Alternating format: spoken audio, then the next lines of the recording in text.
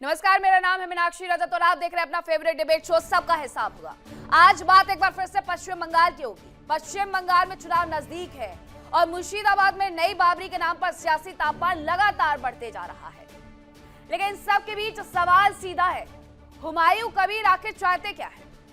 अगर मस्जिद इबादत की जगह है तो फिर उसे बाबरी नाम देकर पुराने जख्मों को कुरेदने की आवश्यकता क्यों है? मुर्शिदाबाद में बाबरी मस्जिद निर्माण कार्य शुरू हो गया है, लेकिन इन सब के बीच जुबानी जंग भी तेज हो रही है। इस पूरे मुद्दे पर उत्तर प्रदेश के मुख्यमंत्री योगी आदित्यनाथ ने कहा, बाबरी का सपना कयामत तक पूरा नहीं होगा। तो दूसरी तरफ हुमायूं कबीर ने कहा कि एक मुसलमान होने के नाते मैं मस्जिद बनाऊंगा। सीएम योगी ने जब कहा सड़ गल जाएंगे लेकिन बाबरी नहीं बना पाएंगे, तो हुमायूं की गीधड़ भभकी सामने आई कि यह उत्तर प्रदेश नहीं बंगाल है। सीएम योगी ने जब कहा कयामत का दिन कभी आने वाला नहीं है, पहली बात तो हुमायूं ने कहा योगी आदित्यनाथ को बोलने दो। बंगाल के सीएम ममता बनर्जी हैं, हम यहां देख लेंगे, यह अयोध्या नहीं है, यह पश्चिम बंगाल है। उत्तर प्रदेश के मुख्यमंत्री का बयान हो या हुमायूं कबीर की गीधड़ भभकी, ऐसे बयानबाजी किसे फायदा पहुंचाएगी, यह सबसे बड़ा सवाल है। आम जनता को यह फायदा पहुंचाएगी या सिर्फ ये वोट बैंक की राजनीति को? मुर्शिदाबाद में 1200 लोगों के साथ कुरान पढ़ना आस्था का विषय हो सकता है, बिल्कुल हो सकता है। किसी ने कोई मना नहीं किया है। जिस देश में हनुमान चालीसा हो सकती है, जिस देश में गीता पाठ हो सकता है, उस देश में कुरान का पाठ भी किया जा सकता है। कुरान भी 1200 लोगों के द्वारा पढ़ी जा सकती है। लेकिन जब उसके साथ राजनीतिक संदेश जोड़ा जाए तब सवालों के घेरे में उसका आना तय हो जाता है।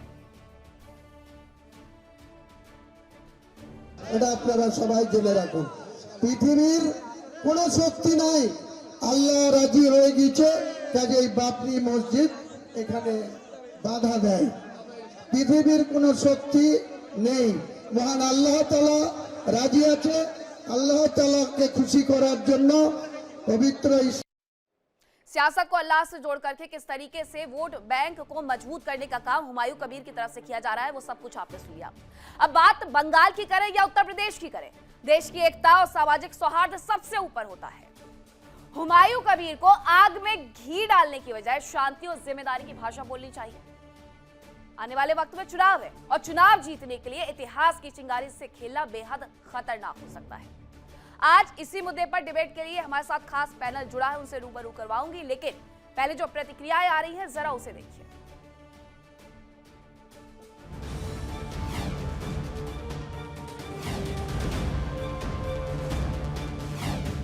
हुमायूं वर्सेस योगी, बाबरी मस्जिद पर जंग होगी।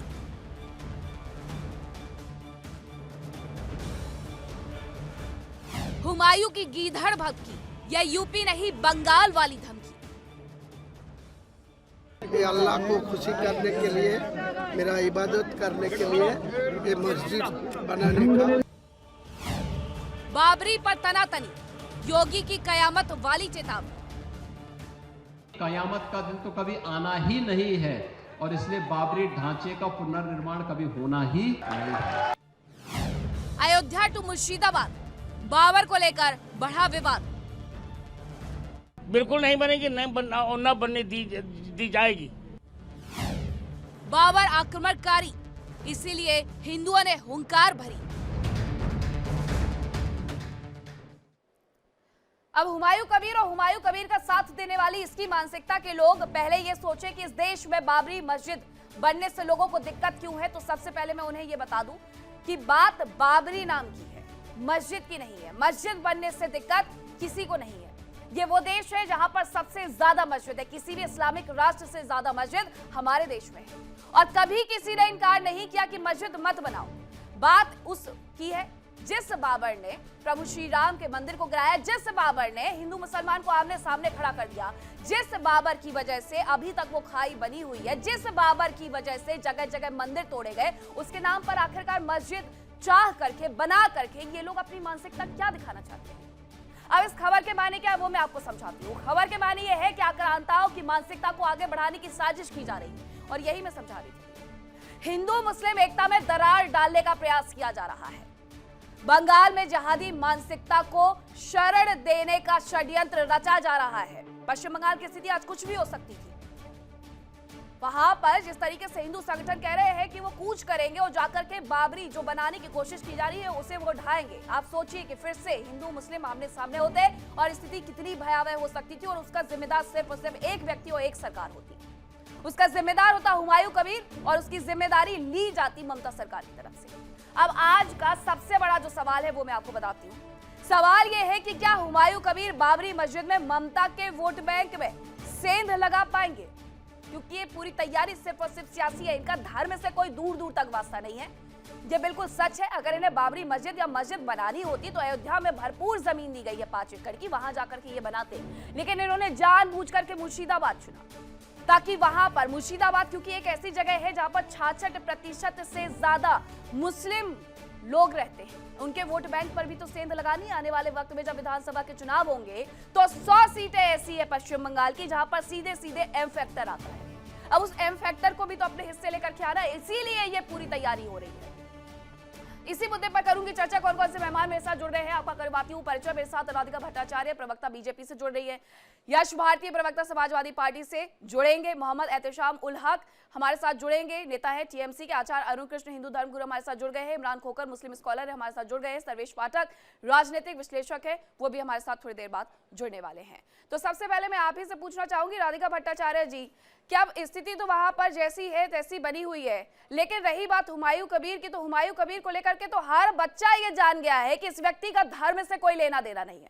इससे ये देखना है कि आने वाले वक्त में जो विधानसभा के चुनाव है उसमें मुस्लिम वोट बैंक में सेंध कैसे लगानी, इसलिए जानबूझ करके उसकी वजह से मुर्शिदाबाद जैसी सेंसिटिव जगह को चुना गया है। सबसे ज्यादा मुस्लिम वहीं से आते हैं, तो वहां पर अगर जाकर के बाबरी का नाम रख देंगे तो लोग अपने आप आकर के वोट दे जाएंगे। देखिए, ये जो हो रहा है ना, ये 2 चीज दर्शाता है। एक कि हम राधिका जी, आपकी आवाज में थोड़ा सा एरर आ रहा है, मैं इसे ठीक करवाती हूँ। एहतेशाम उल हक जी, आप बताइए, अब हुमायूं कबीर आपके लिए बहुत बड़ी मुसीबत साबित हो रहा है।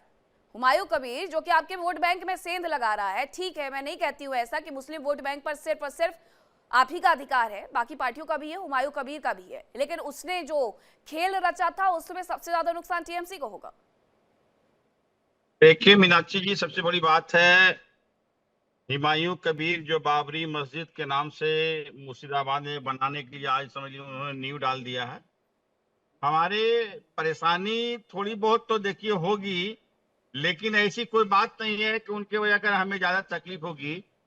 अब रहा वो 66% से ज्यादा मुस्लिम आबादी है उस जिला में, लेकिन बाबरी मस्जिद को लेकर करके ये देखिए मस्जिद की बात नहीं है। 2026 में इलेक्शन सामने है मीनाक्षी जी, तो ये किसी ना किसी तरह से इनको, हम लोगों ने इस टाइम में इन्होंने ये फैसला किया कि हम बाबरी मस्जिद मुर्शिदाबाद में बनाएंगे। हमारी पार्टी ने निष्कासित कर दिया ऑलरेडी कि बाबरी नाम के मस्जिद का मसला बहुत पहले हल हो गया हमारे सुप्रीम कोर्ट के द्वारा, लेकिन इसको दोबारा 32-33 साल के बाद में जिंदा करना ये कहीं न कहीं एक राजनीति से प्रेरित है। और ये इसका पूरा श्रेय समझ लिए भारतीय जनता पार्टी, एक ऐसी पार्टी के समझ लिए कि वो बड़ी बड़ी बात, उनका सपना था 2021 में कि हम यहाँ सरकार बनाएंगे, लेकिन यहाँ सरकार बनाने में असफल रहे। यहाँ के सेकुलर जनता ने उनका साथ दिया और हमारी नेत्री ममता बनर्जी ने तीसरी बार भी उस टाइम सरकार बनाई थी, लेकिन वो देख रहे हैं किसी भी तरीके से मुसलमानों की वोट की पोलराइजेशन अगर होती है तो हम सक्सेस हो जाएंगे।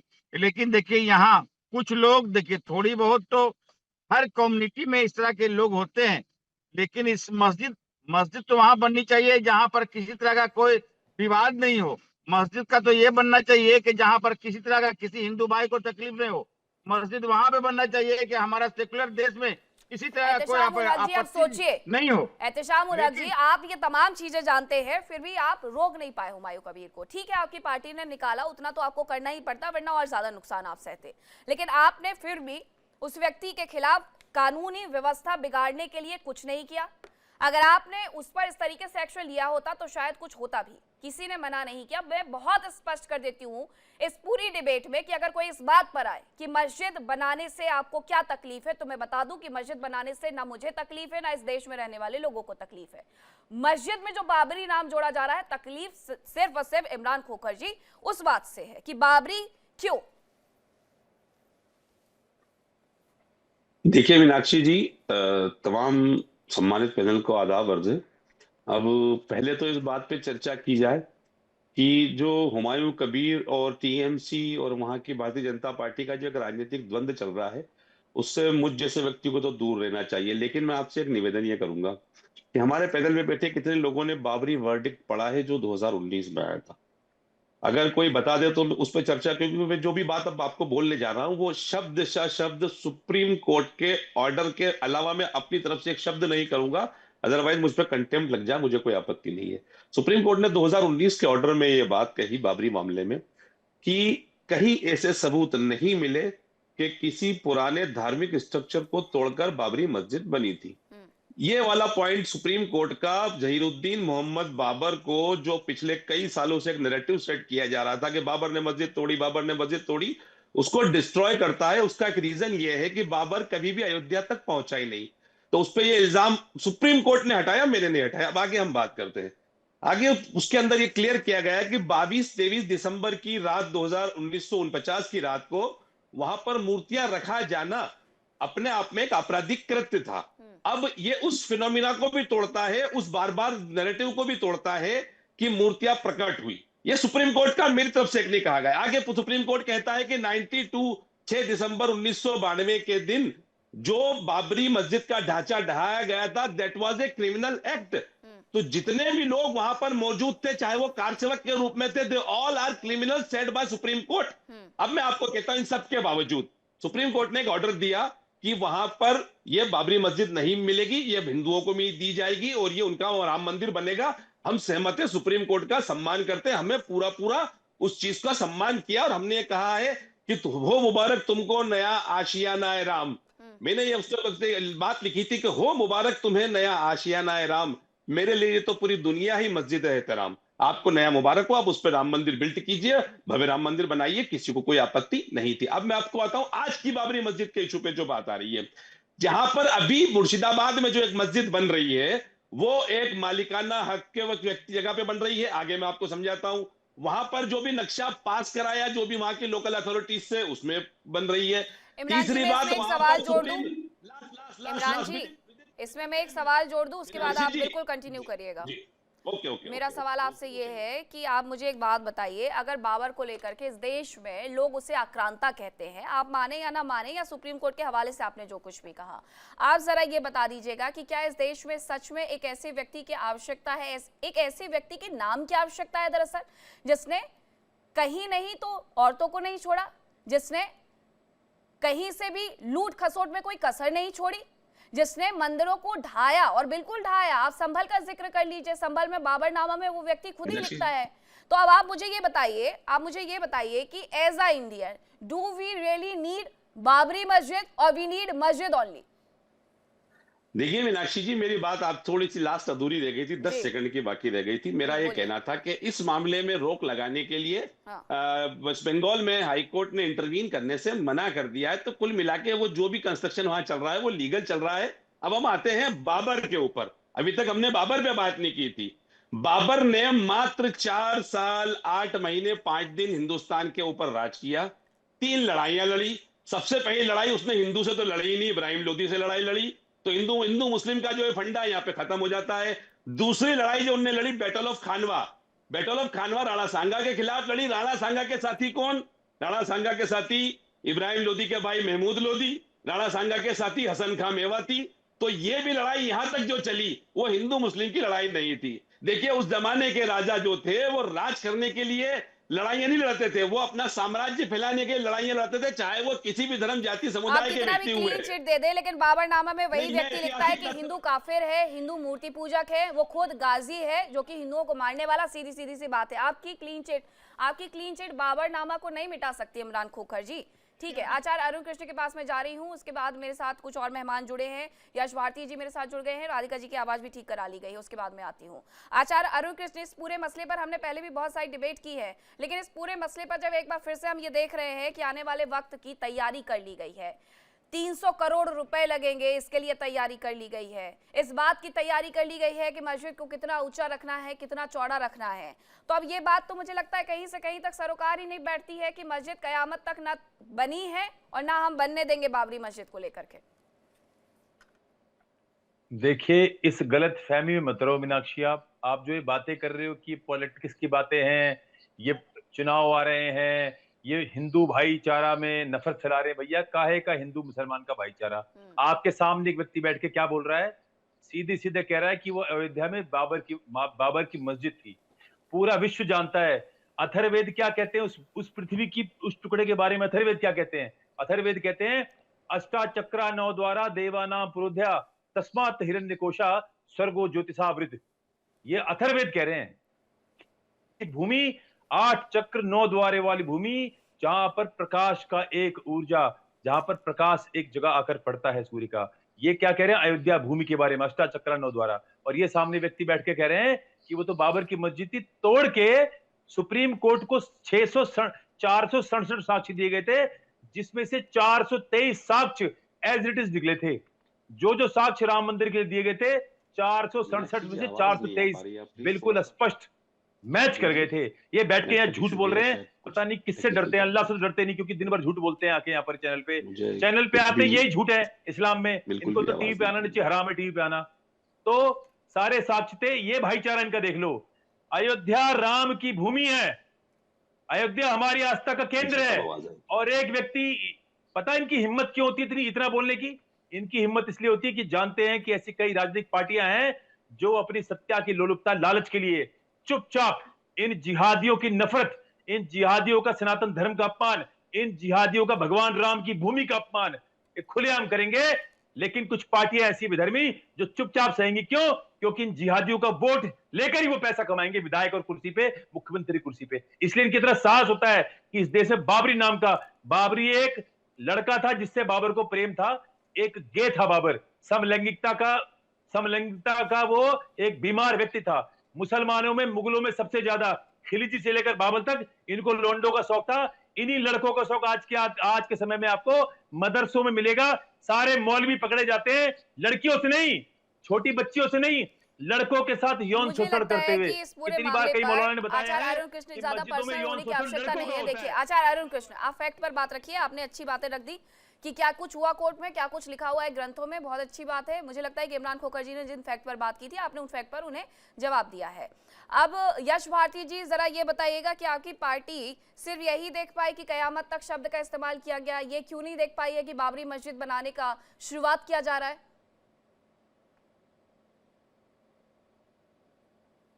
देखिए, शुरुआत क्या हो रही है और बात खत्म कहाँ हो रही है, ये सब देख रहे हैं।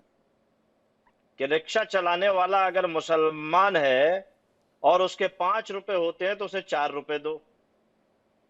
80-20 कटोगे तो बटोगे, बटोगे तो कटोगे। बहुत सारे नारे हैं, बहुत सारी बातें हैं। यदि मुसलमान आतंकवादी है संभल में, तो उसको जाके सपाई 5-5 लाख रुपए बांट के आएंगे, क्योंकि वो मुसलमान है।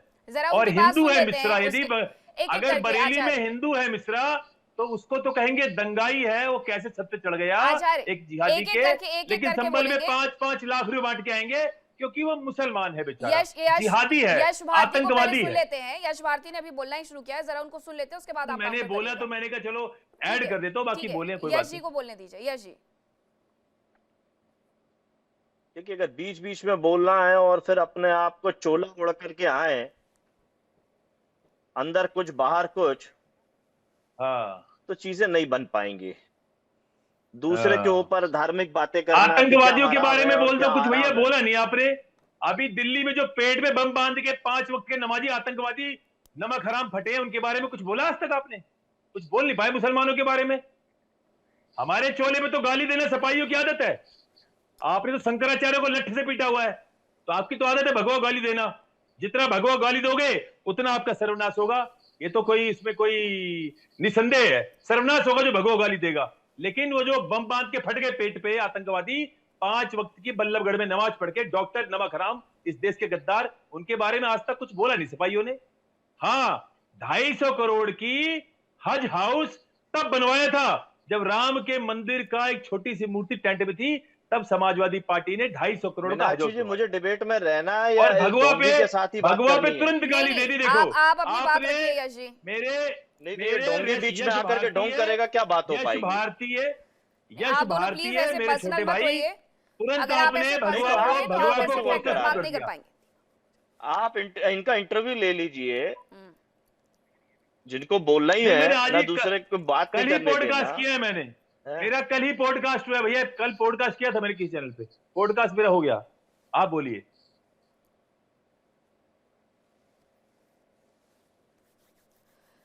बोलिए यश जी। बोलना है मीनाक्षी जी मुझे? बोलिए, मैं तो आपसे 4 बार बोल चुकी हूँ, बोलिए बोलिए बोलिए। नहीं, लेकिन जो आप वर्सेस चला रहे हैं उसमें तो ऐसा ही लग रहा है ना कि बीच बीच में बोले ये आदमी, तो चल नहीं पाएगा ना काम। नहीं, आप बोलिए। ये आदमी वाह आप प्लीज एक तो जानवर बोलो मत करिए, आप दोनों ऐसे जानवर मत करिए, और आप दोनों की पर्सनल जानवर है क्या? अगर मैं नहीं आदमी बोल रहा हूँ तो क्या कोई है।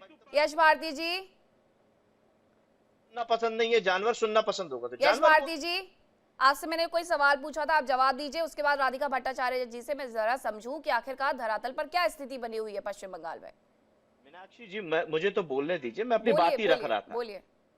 देखिए, जो विषय है वो खत्म हो चुका, बाबरी मस्जिद विषय पूरी तरीके से खत्म हो चुका। पूरा मुसलमान वर्ग, पूरा मुसलमान समुदाय अयोध्या के विषय पे कहीं कोई प्रतिक्रिया नहीं दे रहा।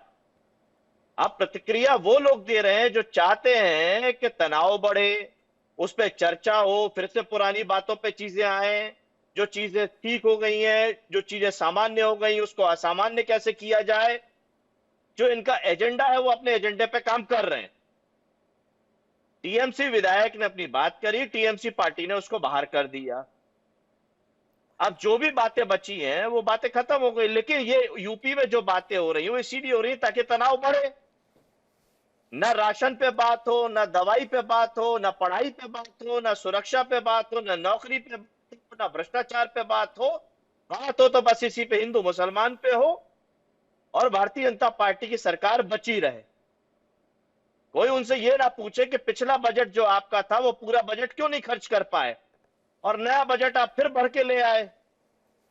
तो ये बजट है किस लिए, क्या खर्च ना कर पाए? यश भारती जी, सारी बातों को मिलाइए मत, आप भी जानते हैं कि ये बात कल की क्यों ना मिलाए? सुनिए यश जी, इसलिए मत मिलाइए, मैं आपको फैक्ट देती हूँ क्यों। क्योंकि आज बजट पेश हुआ है, कल मुख्यमंत्री योगी आदित्यनाथ ने बाराबंकी से ये क्यों कहा था आपको मैं बताती हूँ, क्योंकि आपको पता है लेकिन आप नहीं रख रहे ये बात।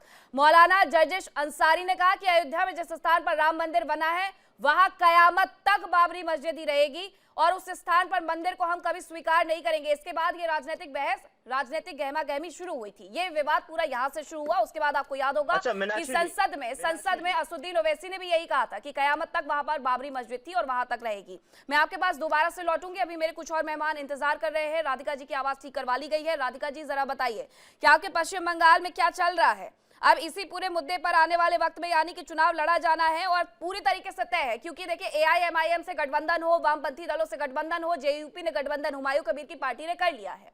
यानी ये जो मुद्दा था, कोई माने या ना माने, चुनाव के वक्त में जानबूझ करके उठाया गया। अगर किसी को मस्जिद से प्रेम होता तो वो मस्जिद बनाता, बाबरी नाम नहीं रख लेता। मैंने सबकी बातें सुनी। मैं बस ये कहूंगी कि किसी भी देश में, मैं थोड़ा सा बाजू की बात कर रही हूँ पर आप सुन ले जरा, किसी भी देश में वहां की जो स्थायी एक धर्म होता है, चाहे हम सेक्युलर है या नहीं है, जो सच बात है वो ये है कि भारत है हिंदुत्व का जन्मभूमि, हिंदुइज्म की जन्मभूमि, और यहाँ और ये जो हमारी धर्म है वो विश्व की सबसे पुरानी धर्म है। जब हम मिडिल ईस्ट जाते हैं हमें 3 बात कहा जाता है। आप जरूर दुबई आए, पर यहाँ पे आप गौर करें कि आप उनके शेख के बारे में कुछ ना कहे और इस्लाम के बारे में कुछ ना कहे। इन दोनों बातों पे आप ध्यान रखें और आपने जो करना है दुबई में आप करें, एंजॉय करें, वापस घर चले जाए। भारत में ऐसा क्यों नहीं है कि हम सब लोग मिलके हमारे जो हिंदू धर्म को हम वो उस तरीके का हम सम्मान नहीं देते हैं। आज क्या हो गया है, मुसलमान कौम हर एक बात पे हिंदू धर्म को चुनौती दे रहा है। मेरी आवाज आ रही है जी? जी जी जी बिल्कुल आ रही है। हाँ, तो ये चुनौती देते हैं हम हर एक बात पे। ये बात, इस बात के वजह से आज अगर हिंदू अभी कह रहा है कि मुझे मेरी मुंह खोलनी होगी क्योंकि मैंने बहुत 100 साल अपना मैंने जुबान नहीं खोला। अभी ये सिर्फ जो हुमायूं कबीर की बात पे आती हूँ, ये सिर्फ एक बयान नहीं है, ये तो खुली चुनौती है कानून हुमायूं को। कबीर को क्या पश्चिम बंगाल में रोक पाना बहुत ज्यादा मुश्किल हो रहा है, ये भी बताइएगा राधिका जी। देखिए हुमायूं कबीर है कौन, पहले इसकी बात करते हैं। कभी ये बीजेपी टीएमसी में रहा, अभी बीजेपी में आ गया, अभी अपने आप को एक इंडिपेंडेंट खिलाड़ी समझता है। कभी कहेगा कि मैं बीजेपी मुझे सम्मान देगी तो मैं उनकी ओर जाऊंगा, टीएमसी देगी तो उनकी ओर। मैं हुमायूं कबीर की बात करूंगी नहीं, पर दो चीजें कहूंगी जरूर कि मस्जिद बना के रहूंगा, रोक सको तो करके उसने जो अपनी बात खत्म की, ये भाषा क्या दर्शाती है। क्या बंगाल में कानून का राज है या नेता अपनी मर्जी से धार्मिक ढांचे बनाएंगे? वहां पे ममता जी अगर लगते हैं कि ये एक एंटी सोशल एलिमेंट बन गया है, इसकी बातों में दोनों संप्रदायों में नहीं, ये टेंशन हो टीएमसी सकता बहुत है। अच्छे से मानती है, लेकिन मैं आपसे ये भी पूछूंगी, ममता बनर्जी का खुल करके सबको पता है कि वो कुछ नहीं करने वाली हैं, बयानबाजी करना एक अलग बात होती है क्योंकि इलेक्शन का वक्त है। मैं आपसे जरूर पूछूंगी कि आप विपक्ष के तौर पर उस व्यक्ति को रोकने के लिए क्या कर रही हैं। लेकिन सर्वेश पाठक जी मेरे साथ चले गए हैं, इमरान खोखर जी एक बार फिर से जुड़ गए हैं। इमरान खोखर जी देखिए, आपने पूरी बात अपनी रख रहे थे, आप फिर से अपनी बात भी रखिएगा और मुझे जरा ये बताइएगा कि बात सिर्फ इस बात को लेकर के है कि बाबरी मस्जिद नहीं, मस्जिद आप बना लीजिए। देखिए मीनाक्षी जी, इस देश के अंदर किसी भी कानून में कोई कहीं नहीं लिखा है कि किसी धार्मिक स्थल का नामकरण किस चीजों पे किया जा सकता है, किस पे नहीं किया जा सकता। इस देश में जब गोडसे का मंदिर बन सकता है जिसने महात्मा गांधी को गोली मारी है, अब हम बात करते हैं इस मस्जिद की। इस मस्जिद में हाईकोर्ट ने इंटरवीन करने से इसलिए मना कर दिया। बाबर का मस्जिद बनना चाहिए ना, तो बाबर के नाम पे समर्थन करते हो। ये अरे तो बाबर के नाम पे समर्थन कर रहे हो ना। अब आप सुन लीजिए ना, बाबर के नाम का समर्थन कर रहे हो ना। अरे बाबर के नाम का समर्थन कर रहे हो ना, सीधी सी बात बोल दो। अरे भैया बाबर के नाम का समर्थन कर रहे हो, continue with this please. Babur के नाम का समर्थन कर रहे हो। सुनिए, अरे you can continue a simple question and simple answer, simple answer of a simple question. Are you supporting Babar name? Are you supporting the name of terrorist Babar? मैं आप सोचने करना हूँ ना, बात पूरी अपनी बात रख रहा हूँ ना। मैं आप खामोश था ना, आप जब बोल रहे थे कितनी खामोशी से सुन रहा था Arun ji. I am simply asking, no, you can continue. मेरा ये निवेदन, मैं सिंपली पूछ रहा हूँ कि are you supporting Babar name? मैं सपोर्ट नहीं कर रहा हूँ। कोलकाता हाईकोर्ट ने इंटरवीन करने से मना किया है कि कोई कानून की किताब के अंदर बाबर, हिंदुस्तान में कई मुसलमानों के नाम हैं, बाबर रोड के नाम से कई जगह नाम है। तो आप ये ना कहिए बाबर इस देश का एक पुराना राजा था, उससे आप सहमत असहमत, उसके निर्णय से सहमत है असहमत, उसकी पॉलिसी से सहमत है असहमत हो सकते हैं, बट बाबर इस देश का एक राजा था। और तुम्हारा भाईचारा खुद ही एक्सपोज हो जाता है। तकलीफ है तुम अंदर की तुम्हारी जो आतंकवादी नफरत है काफिरों के प्रति खुद ही सामने आ जाता है। तुम्हें एक्सपोज करने की आवश्यकता नहीं, तुम खुद ही एक्सपोज हो जाते हो। थोड़ी देर जैसी बोलोगे खुद ही एक्सपोज हो जाओगे। हमने न्यायिक व्यवस्थाओं का सम्मान किया, कोर्ट ने कहा मस्जिद नहीं मंदिर है, हमने भैया कुरान में तो न्यायिक व्यवस्था कुछ है ही नहीं, कुरान में तो केवल शरिया लॉ है। अरे भैया कुरान में तो संविधान मानने को मना करता है, कुरान तो संविधान मानने को मना करता है। क्यों यहाँ पर नाटक कर रहे हो? कुरान तो मना करता है संविधान मानने को, कुरान तो कहता है केवल हम शरिया लॉ मानेंगे। ये कुरान तो कहता ही नहीं संविधान मानने को। भाई एक सीधी नहीं, हम कोई आपस में झगड़ा तो कर नहीं रहे, हम तो आराम से बात कर रहे हैं ना। अरे हम तो आराम से बात कर रहे हैं, बिना किसी झगड़े के बात कर रहे हैं। भाई अगर आप अल्लाह के सच्चे बंदे हो तो ये बता दो, कुरान तो मना करता है ना संविधान मानने को, आपका कुरान कहता है ना कि केवल शरिया लॉ पे चलो। भाई जो 72 हुरों के पास जाएंगे वो वही तो जाएंगे ना जो कुरान को अक्षर सा मानते हो। डिस्कशन में मैं पढ़ना नहीं चाहता, बेकार की बातें कर रहे हो, क्यों झूठ फैला रहे हो, क्यों झूठ बोल रहे हो, क्यों झूठ बोल रहे हो भैया? आप कहां से संविधान को मानते हो? मुसलमान के लिए संविधान का मतलब जीरो है। मुसलमान केवल सरिया लॉ को मानता है, वो भी आधा। आप बोल लीजिए, मैं सुन रहा हूँ। नहीं, हम कोई लड़ाई तो, हम कोई झगड़ा तो कर नहीं रहे, हम तो आपस में केवल बात कर रहे हैं। हम तो केवल आपस में बात कर रहे हैं, कोई झगड़ा तो हो नहीं रहा। अरे तो अरुण जी, हम तो केवल ये पूछ रहे हैं, पूछ के खामोश रहे तो मैं जवाब दूंगा ना। अरुण जी, आप सवाल नहीं, पूछ के आपने खामोश रहेंगे तो मैं जवाब दूंगा ना। अगर आप तो सवाल सच पे बोलो सवाल, बस। सवाल पे सवाल, तो क्या कुरान संविधान को मानता है?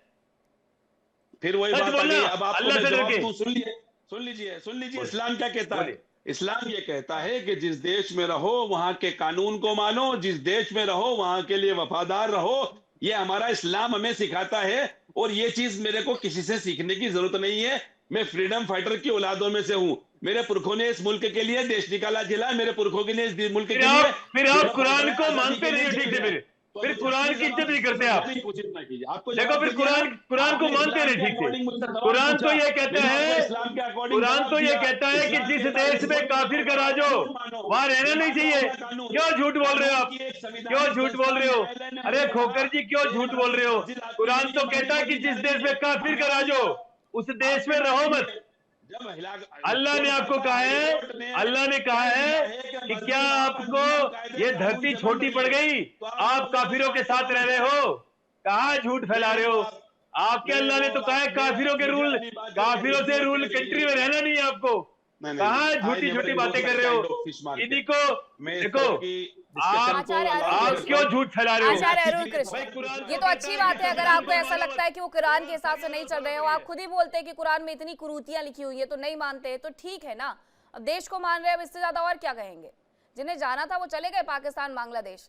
एहतेशाम उल हक जी, मैं बोल रहा हूँ आपके सामने में जी। एक बात, इस तरह का किसी धर्म गुरु ये इस तरह का एक धर्म के लोगों पर इस तरह से प्रहार नहीं कर सकते हैं। ये चैनल में बैठ कर करके ये कहीं न कहीं यहाँ पर बात मस्जिद का हो रहा है, राम मंदिर का हो रहा है।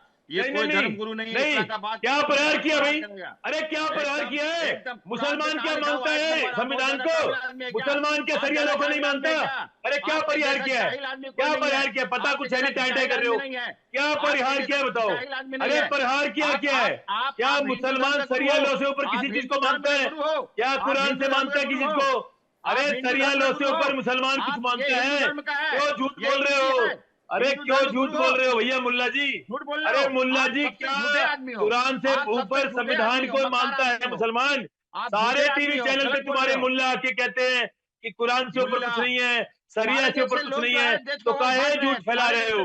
काहे झूठ बोल के अल्लाह से डरो? आपको जहन्नुम की आग में जलाएगा अल्लाह। अल्लाह जहन्नुम की आग में जलाएगा भैया। सारे मुल्ला के मुल्ला कहाँ से कहाँ पहुंच गए? कहाँ से कहाँ पहुंच गए आप?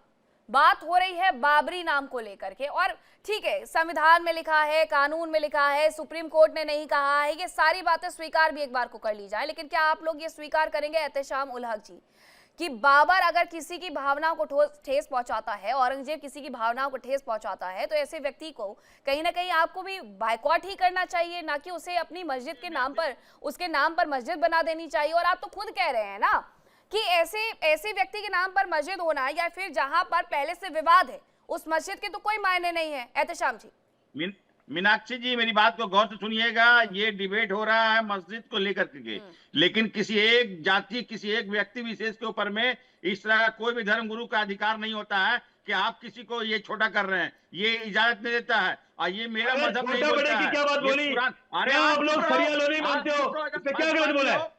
एकदम अरे फालतू बात तू कर रहा है मुल्ला। अरे मुल्ला तू फालतू बात कर रहा है। मैंने बहुत पहले कहा था कि आप दोनों, पहले तो आप लोग पर्सनल मत हुआ करिए। अगर कोई बात हो रही है तो उस पर फैक्ट रखिए। सबकी बातें तो सुन रही हूँ ना, मैं किसी को काट नहीं रही हूँ। अगर आचार्य एहतेशाम उल हक जी कुछ बोल रहे हैं तो उनको जरा बोलने दीजिए। और दूसरी बात यह कि जिन्हें जाना था वो जा चुके हैं। अब जो है इस देश में वही आपस में लड़ मर खप गए तो फिर और देश का विकास नहीं होने वाला है। हुमायूं कबीर के खिलाफ खड़े होइए, अगर खड़े होना है, एक दूसरे के खिलाफ मत खड़े होइए। एहतेशाम जी, समुदाय चाहता हूँ, मैं एक मुस्लिम समुदाय चाहता हूँ। हमारे यहाँ पर राधिका बहन जी बैठे हुए हैं, हमारे यहाँ सपा के प्रवक्ता बैठे हुए हिंदू भाई है। मैं क्या गीता और इसके खिलाफ बता रहा हूँ? ये तो कितनी गलत बात है। ये किसी एक कम्युनिटी को लेकर प्रहार कर रहे हैं। अरे वो सब मत दिखलाओ हमको, आपसे ज्यादा काबिल है हम लोग हैं। आप जाहिल हो, मूर्ख हो। फिर वही पर्सनल जाहिल तेरा बाप है। फिर वही पर्सनल टिप्पणी, दोनों की आवाज हटाइए। ये पर्सनल टिप्पणियां मैं आप लोगों को बहुत पहले समझा चुकी हूँ। अगर आप लोगों को इस तरीके से पर्सनल टिप्पणी करनी होती है तो प्लीज मत आया करिए, खुद से ही मना कर दिया करिए, ठीक है। सर्वेश पाठक जी, इस पूरे इलेक्शन के वक्त पर यही एक मुद्दा है जो सबसे ज्यादा मुझे लग रहा है कि गरमाया हुआ है। अब उससे देखिए यही हो रहा है कि हिंदू और मुस्लिम आपस में भिड़ रहे हैं और इसका पूरा पूरा मजा जो है वो हुमायूं कबीर की तरफ से उठाया जा रहा है। मीनाक्षी, आपको नमस्कार। आपके सभी दर्शकों को वंदे मातरम, भारत माता की जय। हेलो जी जी, बोलिए बोलिए। मेरी आवाज आ रही है? जी आ रही है। देखिए मीनाक्षी, यहाँ पे इसमें कोई दो राय नहीं है कि भारत में जितने मुसलमान हैं वो कन्वर्टेड हैं, पहले उनके पूर्वज हिंदू थे। रही बात दूसरी कि आप यहाँ पे मस्जिद बनाना चाह रहे हैं, कोई रोक टोक नहीं है, आप अपने धर्म को मानिए। हमारा संविधान आपको ये अधिकार देता है, आर्टिकल 25 अधिकार देता है कि भारत में जो भी लोग रह रहे हैं वो जिनका फेथ, जिनका धर्म जो है वो उसको मानने के लिए कोई कहीं पे रोक टोक नहीं है। लेकिन आप जब जानते हो कि बाबर एक आक्रांता था और आप उसके नाम पे वापस, जो कि बाबरी उसका सचमुच अभी जो अरुण जी ने बोला था कि वो उसका लौंडा था, उसके नाम पे उसने मस्जिद बना दिया। पवित्र कुरान में किसी के नाम पे मस्जिद तो बनाया ही नहीं जा सकता। ये बड़े बड़े मुस्लिम धर्मगुरु को जाके आप पूछ लीजिए, इसमें कोई दो राय नहीं है। इमरान खोखर जी से मैं तुरंत इस बात का जवाब चाहूंगी। सर्वेश पाठक और इमरान जी से थोड़ा क्लैरिटी चाहूंगी मैं इस बात पर कि क्या किसी के नाम पर मस्जिद बन सकती है। सर्वेश पाठक जी को इस बात का जवाब दीजिए, उसके बाद कंटिन्यू। आप देखिए मीनाक्षी जी, बिल्कुल सही बात मैं आपको बता रहा हूँ कि इस मुल्क में भी और अरब के अंदर भी हज़रत अली रजी अल्लाह तआला के नाम पे मस्जिद है, हज़रत अबू बकर सिद्दीक रजी अल्लाह तआला के नाम पे मस्जिद है, हज़रत उस्मान गनी के नाम पे, हज़रत फातिमा रजी अल्लाह तआला के नाम पे, कई लोगों के नाम पे मस्जिद है। देयर इज नो रिस्ट्रिक्शन कि किसी के नाम से मस्जिद नहीं बन सकती, ये कहीं कुरान में मेंशन नहीं है, हदीस में फातिमा कौन थी? फातिमा कौन थी? और जिन जिन महापुरुषों का आपने नाम लिया, ये क्या आतंकवादी थे? ये क्या आक्रांता थे? आप बता दीजिए। ये जिन महापुरुषों का आपने अभी नाम लिया, जिनके नाम पे मस्जिद है, मैं बड़े रेस्पेक्ट से पूछ रहा हूँ, क्या ये आक्रांता थे? क्या आपके धर्म में ये बड़े उस ओहदे पे हैं कि नहीं? बाबर को आप क्या उसके समतुल्य मानते हैं? बाबर को आप फातिमा के समतुल्य मानते हैं क्या? 3 युद्ध में सामने 2 जगह तो मुसलमान खड़े थे उसके, और उठा के आप कह रहे हैं कि वो एक आक्रांता था। तो मोदी सरकार को कहिए कानून लाए कि इस देश के अंदर आज के बाद ना तो कोई बाबर मुसलमान नाम रखेगा, ना बाबर रोड होगी, और ना बाबर के नाम का कोई मॉन्यूमेंट होगा। और बाबर के जितने आने वाले नस्लों ने इस देश में ताजमहल, लाल किला बनाया है, उन सबको डिमोलिश करिए। अरे कोई बाबर के सारे इतिहास को डिमोलिश करिए। कोई बाबर के उसने ताजमहल, लाल किला नहीं बनाया। मैं दिल्ली में रहता हूँ, कुतुब मीनार जो बना रखा है जैन मंदिर है, चल के देख लीजिए, पूरा जैन मंदिर है। वो पुराने हमारे मंदिरों को, हमारे स्ट्रक्चर को तोड़ के उस पर गुंबद बना देना, वो मंदिर मस्जिद नहीं होता है।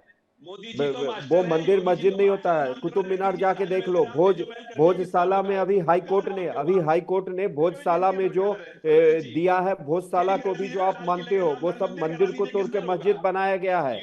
आपके कहने से नहीं होगा ना।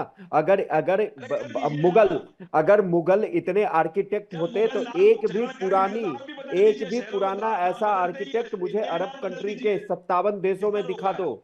एक भी पुराना ऐसा आर्किटेक्ट 57 देशों में दिखा दो। ये पूरे के पूरे एक आतंकवादी थे। ये जितने भी आक्रांता आए हैं, बाबर को अगर आप आतंकवादी नहीं मानते, बाबर अगर आपका जन्मदाता है, तो ये आपकी सबसे बड़ी जahiliयत है। समझ गए कि नहीं? अगर आप बाबर को अपना जन्मदाता मानते हैं, बाबर को आप अपना आदर्श मानते हैं, तो ये आपकी सबसे बड़ी जाहिलियत है। आप भारत में रहते हो, भारत के संविधान को मानोगे।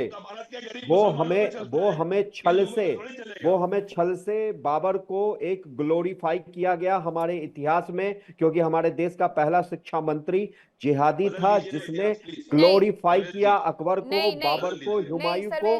और सर्वेश जी, ये आपका मानना हो सकता है, ये आपका मानना हो सकता है, ना इस चैनल का मानना है, ना मेरा मानना है। सर्वेश पाठक जी, अपनी आपकी जो व्यक्तिगत राय है वो आप तथ्यों पर ही रखें, व्यक्तिगत मत होइए।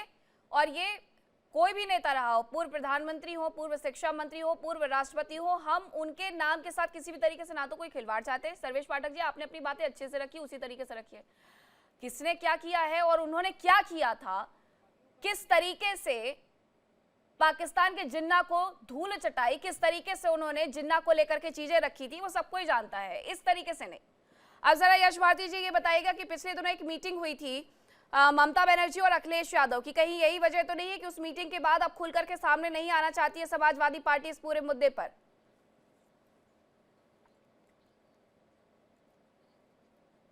देखिए मीनाक्षी जी, पहले तो आप ये वर्सेस मत चलाइएगा, नहीं तो एक तरफा आप अगर उनको ही दिखाना चाहते हैं, जिन लोगों को आपने बुलाया है, इन आदमियों को जो माहौल खराब कर रहे हैं आपके चैनल का भी और दर्शकों का भी, बुलाया है हमने, तो सबको अपने समय पे बोलने दें। देखिए विषय सबसे बड़ा जो देश के अंदर है वो सबसे बड़ा ये है कि आज भी भारतीय जनता पार्टी की सरकारी शुद्ध पानी नहीं दे पा रही। महोबा के अंदर ये बताया भारतीय जनता पार्टी की सरकार ने कि हमने पानी घर घर पहुंचा दिया और नंबर 1 शहर है, और वहीं पे मंत्री का अपहरण विधायक कर रहे हैं, ये आप मीडिया ने दिखाया। और उज्जैन जो सबसे स्वच्छ शहर है वहां पानी नहीं दे पा रहे। कल एक बच्चे की और एक बुजुर्ग की कल फिर मृत्यु हो गई, 34 लोगों की मृत्यु हो गई है शुद्ध पानी ना पीने के कारण। आज हम उसको देखें कि जो बाबर इस दुनिया में नहीं है, जिसका कोई नामो निशान नहीं है, हम उस पर चर्चा करें। और इतिहास खोद खोद के पता नहीं कहां व्यक्तिगत बातें लेकर के आ रहे हैं और नाम रख लेंगे हिंदू धर्मगुरु। जिस तरीके से अभी उन्होंने वक्तव्य दिया बाबर के बारे में, मुझे तो ऐसा लगा जैसे नागपुर के आरएसएस कार्यालय का परिचय दे रहे थे कि वहां किस तरीके से समलैंगिकता होती है, शादी नहीं करते और क्या क्या व्यवहार करते हैं। जी आप अपनी बात पर आइए ना, फिर आप दोनों आपस में भिड़ जाएंगे, फिर बोलेंगे कि पर्सनल नहीं होना है। मैं अपनी बात पे हूँ, पूरी तरीके से अपनी बात पे हूँ। हाँ। समाजवादी पार्टी अपनी बात पे है। जो विवाद खत्म हो चुका उसको विवाद बनाने की आवश्यकता नहीं है। आज जनता को मूलभूत सुविधाओं की आवश्यकता है। हवा सुरक्षित नहीं है, पानी सुरक्षित नहीं, सड़क सुरक्षित नहीं है, आम नागरिक अपने आप को सुरक्षित महसूस नहीं कर रहा, बेरोजगारी है। यश जी आप जरा मुझे एक बात और बता दीजिएगा कि इस पूरे मुद्दे को क्या भारतीय जनता पार्टी लेकर के आई है? हुमायूं कबीर भारतीय जनता पार्टी में था या टीएमसी में था? जिसमें था उस पार्टी ने अपना काम कर दिया, निकाल दिया, बस वहां मुद्दा खत्म। सुनिए हाँ। कर्नल सोफिया कुरैशी का अपमान करने वाला आज भी कैबिनेट मंत्री है। भारतीय जनता पार्टी में सरकार चलाता है वो मध्य प्रदेश की व्यक्ति। सुप्रीम कोर्ट और हाई कोर्ट अगर दखल नहीं देता तो भारतीय जनता पार्टी आज भी बचा रही है। कल उनको कोर्ट में पेश करना था अपने कागज, बचाव का रास्ता निकाल रही है भारतीय जनता पार्टी। या धर्म के आधार पर सेना का विभाजन, देश का विभाजन वो ज्यादा खराब है, या ऐसे व्यक्तियों का जिनको पार्टी ने निकाल दिया टीएमसी ने? भारतीय जनता पार्टी कब हिम्मत दिखाएगी? नहीं, उसके बाद भी वो व्यक्ति वहां पर पूरे तरीके से माहौल खराब करने में लगा हुआ है। ये यश भारती और समाजवादी पार्टी, अगर टीएमसी ने उसको निकाल दिया तो यश भारती और समाजवादी पार्टी क्यों समर्थन कर रही है? आप कह दीजिए कि ये बाबरी मस्जिद जो था, अगर कोई ऐसा हुमायूं कबीर बोल रहा है तो ये गलत बोल रहा है। क्या अखिलेश यादव ने ऐसा बोला या यश भारती इतने देर से अभी हमारे आपके चैनल पे बैठ रहे हैं, कभी इन्होंने उसका कंडेम किया? ये हुमायूं कबीर की हिम्मत कैसे हुई? हिम्मत कैसे हुई बाबरी मस्जिद का ढांचा फिर से खड़ा करने का?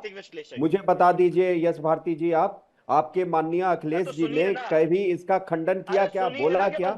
तो इसका मतलब कि मौन रूप में, क्योंकि आपका वोट बैंक है, वोट बैंक खिसक जाएगा, मौन रूप में आप समर्थन कर रहे हो उसका। क्या मीनाक्षी जी, क्या आप लोग करवा रहे हो आज? बोलिए ना, क्या करवा रहे हो? आपसे मैंने सवाल पूछा, आप सवाल पूछे, आप जवाब दीजिए ना। फिर अब तो मैं जवाब तो दे रहा हूँ, तो मुझे ये बताइए, किसी को पकड़ नहीं सकती हूँ ना ज्यादा बोलने से, रोकने से। आप रखिए अपनी बात में, आपको कहाँ रोक रही हूँ? आप जो वर्सेस दिखा रहे हैं मेरे समय पे बीच में किसी को बोला, जवाब आप पूरा फिर जवाब दे रहा हूँ, उनकी बात का भी जवाब दे देता हूँ। मुझे ये बताइए, अयोध्या प्रभु राम जन्मभूमि का जो फैसला आया, क्या उसमें मस्जिद का फैसला नहीं आया है? क्या उसके लिए जमीन आरक्षित करने की बात नहीं आई है? तो राजनीतिक विश्लेषक जी क्या सुप्रीम कोर्ट के खिलाफ हो गए हैं? मस्जिद बनने के लिए जमीन दिया गया है, कोई दो राय नहीं है, लेकिन बाबरी मस्जिद कहीं और बन रहा है, उसका आप समर्थन कर रहे हो। आप कहो कि नहीं ये गलत है। हम ये कह रहे हैं कि जो बजट पिछला योगी सरकार खर्च नहीं कर पाई और नया बजट लेकर के आई है, फिर खर्च नहीं कर पाएगी। आम जनता के लिए बड़ी बड़ी योजनाओं के दावे करने वाली पार्टी, अगर सरकार पैसा ही खर्च नहीं कर पा रही तो कैसे काम होगा? पानी के लिए मैंने बताया महोबा का उदाहरण, मीनाक्षी जी बेहतर जानती हैं, जिसको पानी के लिए योजना के लिए दावा दिया गया कि महोबा नंबर 1 है और वहां का विधायक तकलीफ हो रही है अगर मंत्री को ठीक है सर्वेश जी, आप जरा थोड़ा ख्याल रखिए। राधिका जी से सवाल ले लेती हूँ। राधिका जी क्या कहेंगी आप? मैं तो कहूंगी कि मुझे ताज्जुब होता है कि बाबर को आज हम डिस्कस कर रहे हैं। हर एक भारतीय को यह कहना चाहिए, चाहे वो जो भी धर्म और मजहब का हो, कि बाबर एक आक्रांता था जिसने भारत पर हमला की। इसमें मुझे समझ नहीं आता है कि जब बाबरी मस्जिद लेके विवाद शुरू हुई थी, यहाँ पे तो मुसलमानों ने कहना था जरूर तोड़िए क्योंकि यहाँ पे हिंदू मंदिर था। बाबर एक आक्रांता आके इस हिंदू मंदिर को ध्वंस करके यहाँ पे उसने बाबरी मस्जिद बनाई। जिस दिन हमारे देश के सारे लोग एक दूसरे को संभालेंगे, इतिहास को भट्टाचार्य मैडम, एक मिनट मेरा एक बाबू, मैं छोटा सा बहुत सवाल देर बाद बोल रही हूँ। नहीं, क्योंकि स्क्रीन पे मुझे दिखाया जा रहा है तो मैं आपसे सवाल पूछ रहा हूँ, आपको डिस्टर्ब नहीं अभी मत पूछिए, अभी मत पूछिए, मैं खत्म नहीं, तो करूँ मुझे उसके क्यों बाद स्क्रीन पे दिखाया जा रहा है? चैनल दिखा रहा है आपसे सवाल जो पूछने भी के है लिए। आपको स्क्रीन पे दिखा रहे, उसका मतलब नहीं है कि आप मेरे बीच में बात मैं अपनी बात पूरा करूंगी। बाबर एक आप हिंदुओं आक्रांता की था रखवाले बनने जिसने की बात भारत कर रहे पर हैं और हमला हिंदुओं किया। की सनातनी परंपराओं की क्लियर है कि शंकराचार्य हम जी को किसी त्रिवेणी आक्रांता में का संगम में स्नान महिमा करने मंडन क्यों नहीं नहीं दिया होने आपने? देंगे। और ये उसके तो बाद भारतीय स्टैंड जनता पूरे पार्टी देश या की सरकार होनी का चाहिए। कौन सा नेता गया आज त्रिवेणी हुमायूं में कबीर जो बाबर स्नान बाबरी कर मस्जिद पाता के इस माघ नाम से महीने एक में? विवाद खड़ा कर रहा है बंगाल में। सनातनी यहाँ पे परंपराओं तो का, सब ने, शंकराचार्य जी का अपमान, हिंदुओं ने, सनातनी परंपरा मुसलमानों ने, हिंदुओं का सब अपमान नहीं है? धर्मों में एक साथ आना और उनसे कहना क्षमा मांगना। ये आदमी इतना भद्दा है, ये क्या करना चाहता है हुमायूं कबीर। ये क्यों नहीं होता है हमारे देश में? जब कोई गलत बात होती है तब आ जाए ना। यहाँ पे हम धर्म पे जा रहे हैं, हुमायूं यहाँ पे बाबर के नाम का रास्ता क्यों है, ये क्यों है, वो क्यों होनी नहीं चाहिए। और ये हम सबने इकट्ठा कहना है कि ये होनी नहीं चाहिए, तो विवाद खड़ा नहीं होगा। तब ये नहीं होगा कि भाजपा क्या कहती है और कांग्रेस क्या कहती है और सपा क्या कहती है। और अगर योगी जी की बात करें, ये यूपी नहीं सरकार चला रहा है, सरकार की जिम्मेदारी मतलब मैं समझा दूं, क्या बंगाल में अलग संविधान चलेगा? ये कोई नेता शंकराचार्य जी मेरा से है, क्यों नहीं क्या गया? बंगाल में अलग संविधान चलेगा? भारत के संविधान व्यवहारिक तौर पर वो जमीन पे क्यों नहीं उतरती? एक समान है, आप भी बताइए, यूपी आप हो भी या जवाब बंगाल, दीजिए इस बात। कानून सबके लिए ये है। और योगी जी का ये कयामत का जो स्टेटमेंट है, योगी जी ने कहा कि जो मंदिर बना है वो कयामत तक रहेगा। इसका मतलब ये है कि कानूनी जो प्रक्रिया के बाद बना मंदिर स्थायी है। सुप्रीम कोर्ट के फैसले के बाद राम मंदिर बना है, तो इस पे आज हम क्यों विवाद खड़ा कर रहे हैं एज पैनलिस्ट? और इसमें किसी प्रकार की गैर कानूनी जब बात है ही नहीं, तो हम इसको क्यों मुद्दा बना रहे हैं? क्या राजनीति में धार्मिक संख्या शक्ति का प्रदर्शन सही है? तो अगर वहां पे मुर्शिदाबाद में मुसलमानों की संख्या ज्यादा है, क्या वहां पे ये हमें चुप रहनी चाहिए जब हुमायूं कबीर किसी के नाम से, मेरे ख्याल में हर एक टीवी चैनल को मैं दावे के साथ बोल सकती हूँ, शायद वो मैं पहली डिबेटर थी जिन्होंने कहा था कि आप प्रेसिडेंट अब्दुल कलाम के नाम पे कीजिए ना, अगर करना है किसी भारतवासी के नाम पे कीजिए। तो हर व्यक्ति नाम पूछता है, हर कोई पूछता है। आप अशफाक उल्लाह खां के नाम पे बना लीजिए, आप एपीजे अब्दुल कलाम के नाम पे बना लीजिए, आधे से ज्यादा हिंदू आकर के, और ज्यादा से ज्यादा हिंदू आकर के मैं कहती हूँ कि वहां पर ईंट रख जाएगा। इमरान खोकर जी, ये हंसने वाली बात नहीं है। अगर आपको इतना बुरा लगता है बाबर के बारे में सुन करके, तो आपको थोड़ा सा और पढ़ना चाहिए। ये बिल्कुल हंसने वाली बात नहीं है। आप एक तरफ कह रहे हैं कि नाम से बन सकती है, तो एपीजे अब्दुल कलाम के नाम से क्यों नहीं बन सकती? अशफाक उल्लाह खां जी के नाम से क्यों नहीं बन सकती? बनाइए ना। मीनाक्षी जी मेरे रीजन को आप समझ के चलिए कि मैं सुप्रीम कोर्ट के उस ऑर्डर का, जब ये सभी लोग बैठकर यहाँ मजाक बनाते तब मुझे हंसी आती है। ये कहते हैं बाबर ने मस्जिद तोड़ी, जबकि सुप्रीम कोर्ट कहती है बाबर ने मस्जिद नहीं तोड़ी। ये कहते हैं कि अंदर से कुछ प्रकट हुआ, जबकि सुप्रीम कोर्ट कहती है कि रखा गया। आपके तर्कों का मुझे एक बात बताइए। नहीं, आप बिल्कुल गलत कह रहा हूँ क्या? सुनिए, मुझे एक बात बताइए। इमरान खोकर जी, मैं आप ही से सवाल पूछ रही हूँ, किसी और से सवाल नहीं पूछ रही हूँ। मैं आपसे कह रही हूँ इमरान खोकर जी कि वहां मंदिर बन चुका है, इन सब बातों का कोई महत्व नहीं रह गया है। सुप्रीम कोर्ट ने क्या कहा हर व्यक्ति जानता है। अब जरा मुझे ये बताइए कि इस पूरे मुद्दे पर अब जो वहां पर मुर्शिदाबाद में हो रहा है, जब आप इतनी अयोध्या की बात कर रहे हैं तो आप अंसारी जी को भी याद करिए, क्या कहा उन्होंने। वो तो पूरे वक्त मस्जिद के पक्षकार रहे हैं, उनकी तरफ से ये कहा गया कि ये जो पूरा मुद्दा था अयोध्या से जुड़ा हुआ था, अयोध्या में नहीं बनी बाबरी तो अब कहीं और पर तो इसका कोई मतलब ही नहीं है, राजनीतिकरण किया जा रहा है। तो आप उनकी बातें क्यों भूल गए फिर? देखिए, सुप्रीम कोर्ट के ऑर्डर को अंसारी जी छोड़िए, इस देश के हर मुसलमान ने माना। ठीक है, कि ठीक तो है, उस सुप्रीम मुद्दे कोर्ट को छोड़िए, इस मुद्दे पर आइए जो मुर्शिदाबाद में हो रहा है। मुर्शिदाबाद वाले मामले में जब हाईकोर्ट, जब कोलकाता हाईकोर्ट जब उसको इंटरवीन करने से मना कर चुका है, everything is going on legal basis, तो आप क्यों बेवजह उसके अंदर एक फर्स्ट क्रिएट कर रहे हैं और एक डिस्टर्बेंस क्रिएट कर रहे हैं? या तो आप कोर्ट की बात आप लोग नहीं मानते? जब कोर्ट ने कह दिया है कि गलत बात कुछ भी है, इलीगल बहुत नहीं है, ज्यादा गलत बात है कि एक व्यक्ति हुमायूं कबीर जो इस पूरे मुद्दे को लेकर के आया, उसके खिलाफ आप एक लफ्ज नहीं बोलते हैं। अगर कोई व्यक्ति मैं आकर के आपसे सवाल पूछ लूं या इस देश में कोई और आपसे सवाल पूछ ले तो वो व्यक्ति दंगा फसाद करवा रहा है। क्या विचारधारा हो गई है इमरान खोखर जी, क्या विचारधारा हो गई है ये? हाईकोर्ट के खिलाफ जा रहे हैं फिर आप लोग। हाईकोर्ट, सुप्रीम कोर्ट, राम मंदिर, बाबरी मस्जिद। मैं आपको याद दिलाती हूँ दोबारा से, अयोध्या में राम मंदिर बन चुका है, अब उसमें दर्द बांट करके कुछ नहीं होने का। मैं आपसे पूछ रही हूँ, बाबरी मस्जिद का मुद्दा कौन लेकर के आया? ना टीएमसी का एक लीडर लेकर के आया, उसे बाहर का रास्ता टीएमसी ने दिखा दिया, ठीक है, अपना पल्ला छुड़ा लिया। लेकिन क्या हुमायूं कबीर को इस बात के लिए तारीफ मिलनी चाहिए कि उसने बाबरी मस्जिद का एक बार फिर से जिक्र किया या बाबरी मस्जिद का जिन्न निकाला? उस पर क्यों नहीं एक लफ्ज बोलिए? हुमायूं कबीर एक राजनीतिक व्यक्ति है, मुझे हुमायूं कबीर से कोई मतलब नहीं है। मुझे मतलब एक चीज से है, कोलकाता हाई कोर्ट ने कहा है कि everything is going on the legal basis, तो आपको और हमको मानना चाहिए। हमने कोर्ट की बात मानी थी, सुप्रीम कोर्ट की, आपको हाई कोर्ट की बात मानना चाहिए। और मस्जिद बन रही तो बनने देनी चाहिए। और बाबर नाम से तकलीफ है तो मोदी सरकार एक कानून लाए कि आज के बाद बाबर नाम का कोई बच्चा पैदा होगा, बाबर नाम नहीं रखा जाएगा बाबर का। जितने आप मानेंगे तब ना। राधिका जी, अगर देखिए सरकार कानून लाते रहे, हम कुछ ना करें, हम समाज में रह करके हम समाज के नियमों को ना समझे, हम समाज की चीजों को ना समझे, हर चीज सरकार करेगी, हर चीज सिर्फ और सिर्फ सरकार का काम है। हमारा काम है हाथ पर हाथ रख करके बैठ जाना और ये देखना कि सरकार ने क्या किया है, बस। बोलिए राधिका जी।